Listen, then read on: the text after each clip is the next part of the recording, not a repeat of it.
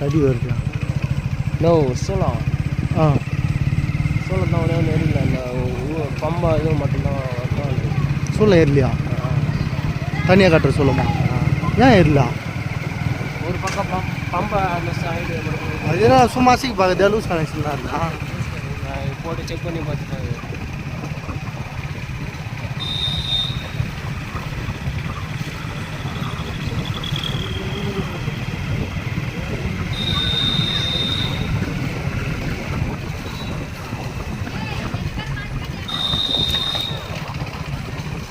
அப்படியே உள்ளே திரும்பிடா. அப்படி போய்ட்டு உள்ளே போய்டு டேங்க் அந்த ஆனால் போதும் சும்மா